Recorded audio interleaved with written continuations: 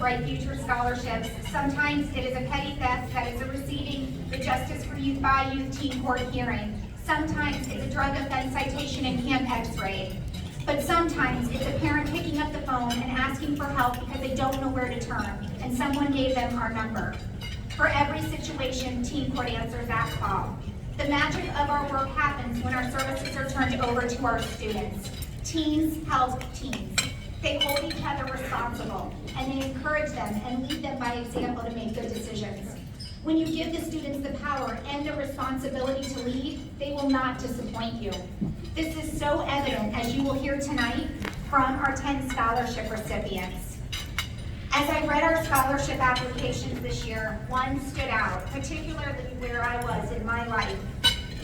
The author of that application is our first scholarship recipient tonight.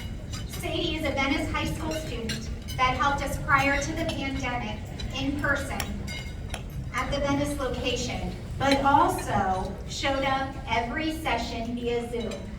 When we started back in person, I saw this young lady bebopping down the hall, and I said to Michelle, who's that? She's like, Heather, that's Sadie.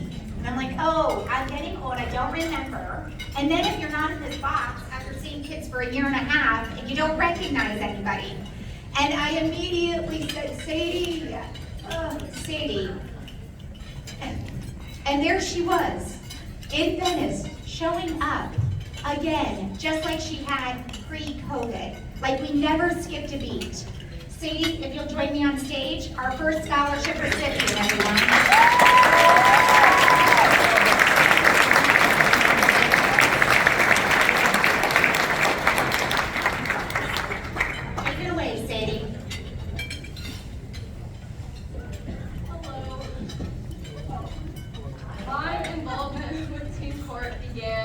By being a volunteer juror.